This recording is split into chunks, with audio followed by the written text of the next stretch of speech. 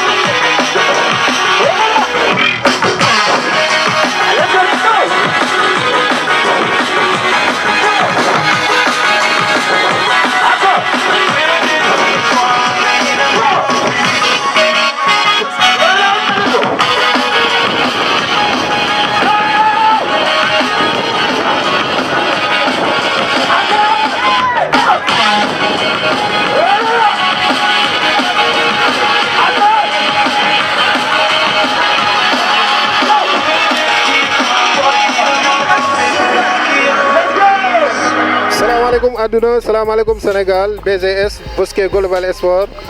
ni ñu leen ko waxee woon nee nañ leen fépp fu ndaanaan nekk dinañ leen ko gindeel xoolal leen ko mu jox ñu si xam-xamam yal nañu si yàlla yóbbu ñuy gën a am man-man ak pas-pas di gën a dem xooli tey dañ seeta ndaanaan bu mag muy Coach Ngom. Coach Ngom nuyu nañ la. Coach Karim maa ngi lay fay bu baax di am kontante ci ñëw bi ngeen fi ñëw. ñun ñoo gën a am contentement ndax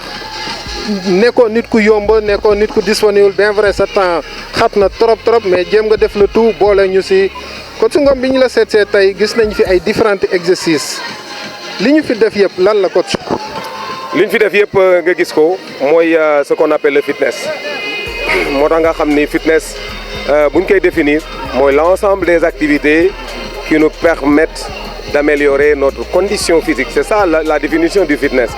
donc fitness musculation ma ngi ci biir donc gis nga da ngeen jóge ci salle de musculation bi fitness les arts martiaux ñu ngi ci biir mais il faut que ça soit organisé fitness les aérobics ñu ngi ci biir donc tout ce que vous venez de voir mooy les activités aérobiques voilà aérobique je dis bien est différent de l'aérobie qui est une filière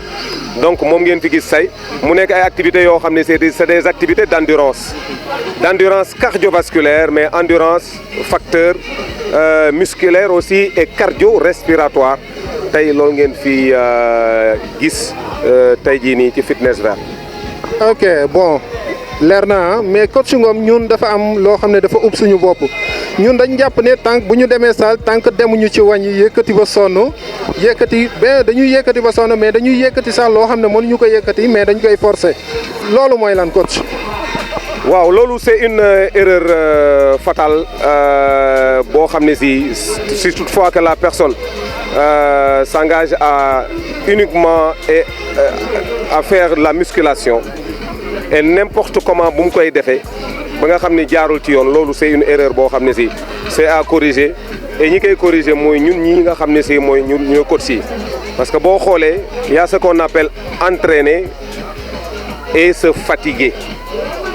Il y a s'entraîner, je me répète, s'entraîner et se fatiguer. Donc am na tas sa yaram am na sax am na aussi defar sa yaram c'est ça mu gën a clair ci loolu nag musculation bi nga xam ne si gars yi jël nañ ko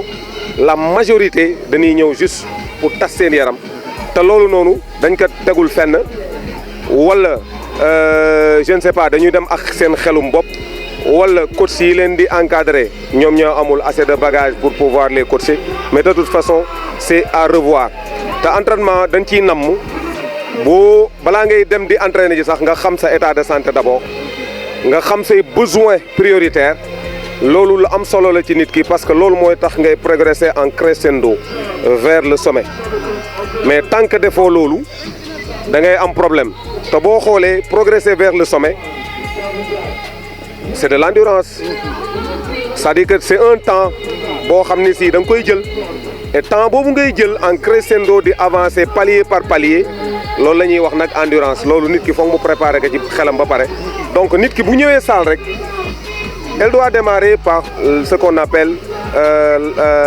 l'entraînement par l'entraînement d'endurance loolu tant que nit ki defu ko vraiment mu ngi induire boppam en erreur te boo xoolee li ñuy définir endurance mooy une activité boo xam ne si da lay permettre nga mën a maintenir dans l'effort c'est ça la lay endurance dès que nga mën a sa xol mën a tenir dans une longue durée ces muscles mën a tenir dans une longue durée donc déjà c'est une très bonne préparation c'est un fondement vraiment boo xam ne si moom moo lay sécuriser pour que vraiment nga mën a am nga mën a mucc ci blessures yi nga xam ne si moo lay xaar te endurance bi comme ni ma ko waxee noonu mooy nga préparer sa xol sa partie cardiovasculaire ngay préparer say poumons mooy ce qu'on appelle le facteur cardio-respiratoire mais l'autre facteur mooy les muscles il faut les préparer aussi à endurer mais aussi il y a un autre facteur aujourd'hui boo xam ne si mooy compléter endurance mooy le mental parce que nit ki bu préparé wul par exemple rester sur le tapis pendant 30 minutes kooku warul sax muy ñëw jarul muy ñëw salle parce que day blessé boppam donc loolu la facteur cardio-respiratoire cardiovasculaire musculaire et le mental nit ki bu xasee préparé wu ci loolu rek mën na mucc et mën na am résultat ci li muy ut ci salle wala n'importe quel lieu d'entraînement. jërëjëf lépp lu mu leen wax fii nag xam leen ne fii si national ak international dara du ko teggi ndax coach international la am ay lijaasam jaar fi mu war a jaaree mais tey coach est-ce que boo duggee salle de musculation forcément da nga war a nganda boo ngandul rek jàppoo wala lan la qu'est-ce qu'il y a parce que ñu tous on a tendance que bu ñu duggee salle de musculation dañu war a nganda dañu war a neewi lan mooy différence su neewi ak jàpp. waaw balaa may ñëw ci différence su neewi ak jàpp c'est que en fait muy une deuxième erreur boo xam ni moom nit ñi ñoo ngi koy def mooy xëy bëgg a ngande léegi tendance la et la plus grosse erreur boo xam ni nit moo ngi koy def mooy di toppandoo maanaam di toppandoo di copier loolu moo gën a bon parce que nit ku nekk am nga sa identité sa vraie identité sur le plan physique une identité sur le plan physique mooy day corroborer ak sa taille ak poids bi nga xam ni moo idéal ak sa taille donc mooy IMC sa IMC nit ki da nga war a xam donc du moment où xamoo sa IMC yaa ngi induire sa bopp en erreur mais le contraire du moment où nga xam sa IMC donc di nga xam ni yow war nga sa ngandewaay fan la war a yam donc du coup loolu ay test la yoo xam ne si nit ki boo ñëwee ci coach nga war a jël masse musculaire en fait loolu daf la ko war a defal pour que moom mu mën a progresser dans son planning mais bu dee da nga war a perte poids aussi tamit da la ko war a defal pour mën a référer wu ci loolu pour mën a bañ a juum ci planning am bu dee nit ki dafa bëgg perte poids jël poids ak jël volume c'est deux choses qui sont comme ça parce que poids li nga xam ne si moom la balance bi jox la mais mën nga ngande tollu nii toog teg ci balance bi aussi tamit nga nekk un poids inférieur ak sa poids idéal te d'autant visiblement yaa ngi ngande loolu nag c'est des tests un peu approfondis test bu dee test comment dirais-je IMC mën na la ko génneel mën na xam ni que yow sa ngandawaay bi nga yor te yaa ngi nekk ci salle bi pendant des années est-ce que c'est rembourré de graisse wala ou bien de muscle mën na la jox une partie mais aussi tamit am na l'autre test bu ñuy wax par exemple le test du tour de taille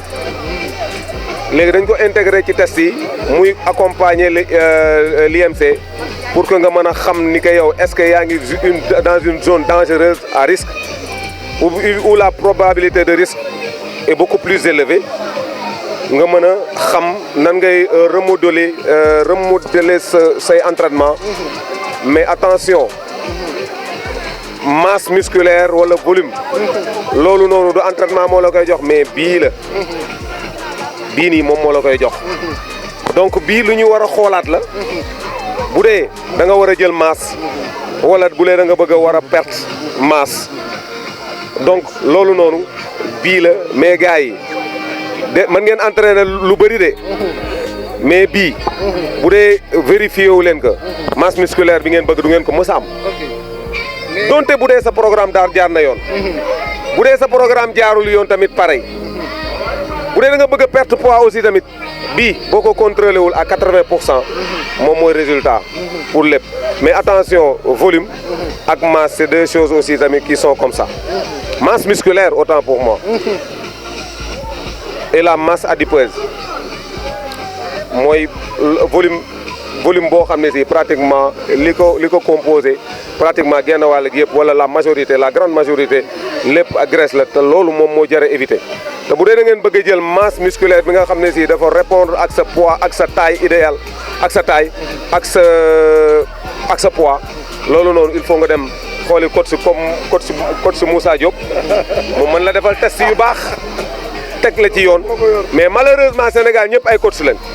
tey da ngay dugg saal sax corriger kenn mu mer alors que coach Karim ma ngi fii mën nga ñëw jege ko du la yàqal dara nga wàccee sa bopp mu won la yoon nga gis résultat bu gaaw a gaaw donc pour résumer c'est le planning. mais coach dama dégg ngay répéter IMC pour sama genre bi nga xam ne xamuñu luy IMC. IMC mooy indice de masse corporelle. très bien. mooy li nga xam ne si moom moo lay wanel moo lay jox est-ce que yaa ngi war nga yokk sa poids wala maanaam da nga faible bu mu ëpp wala da nga nekk ci sa poids idéal wala da nga nekk en surpoids wala da nga nekk obésité qui est la zone vraiment dangereuse loolu nag da ngay ñëw ci coach bu qualifié comme Karim mu ñëw expliquer loolu la pour mën la teg ci yoon pour que nga mën a améliorer wu dans la durée. Ndeysaan dafa baax rek xoolal nit ni mu wàccee boppam muy nit koo xam ne ñoom ñaar ñi ay international lañu ñu amul ku muy jël si ku muy jël exemple ku dul man mu xeblu mi mais noonu la suñu borom moo ne wàccal sa boppam ma yëkkati la mais am na solo trop kontaan nañu coach. bien vrai temps bi xat na sa doomu nday nga taxawal muy coach Moussa. wax na lépp waaw coach Moussa. wax na lépp du ma ci waxat dara parce que moom borom xam-xam la dañu doyloo xam-xamam dañu nawloo xam-xamam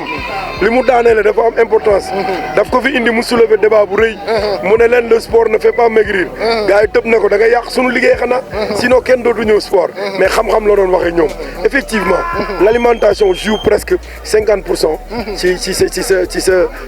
ci sa programme d'entraînement joue 50% ci sa vie joue 50% pour avoir une santé meilleure ci loolu parce que bu ko waxee day fekkante nit ki mën nga def sport nous on fait tous les jours du sport mais on n'est pas maigre xam-xam la doon waxee ñoom il fallait que ñu xam fi muy waxee te déglu parce que lekk bi da lay jox masse musculaire sec wala masse musculaire volumineuse bi mu doon wax noonu il a tout dit duñ ci dellusiwaat mais moom bésam suñu bés fu li gars yi di wax fu mu pigiroo rek ñun ñu jël ba perfusion fu mu pigiroo ñu naan fa doom donc lépp moom la. kon dañ naan fii amandillah waaw kon fii amandillah am out. kon kontaan nañu next tour bi dinañ ko yeggali beneen yoon ak coach Ngom jaayeen jëf. yéen ñi xam ne yéen ay politiciens yi nekk sénégalais képp kuy politique te nga jóg nga ne ndombal tànk moo la tax a jóg pour nga tegu yéen ñëpp ngir yàlla war a sóori dimbali leen ñu bu leen ñu yàqal suñu Sénégal ñun Sénégal la ñu am ku ëpp sa morom doole na ko yërëm te ku jiitu na xaar kii nekk si gannaawam ndax ànd bi mën a am doole bu fekkee Sénégal ngeen di liggéeyal bu fekkee ndamal Sénégal moo ngeen di wut ren dara jaru fi lu ñaaw yéen ñëpp yéen a bokk ndey yéen a bokk baay bokk baay nag nekkul ne ki nga bokkal gaño rek nga ko defal ngir yàlla war a sóoli defar leen Sénégal ngeen ànd yërëmante te comprendrante yàlla yóbbu ñu si élection yi ñu yegg see jàmm génn see jàmm si barka yonante bi jaajëf peace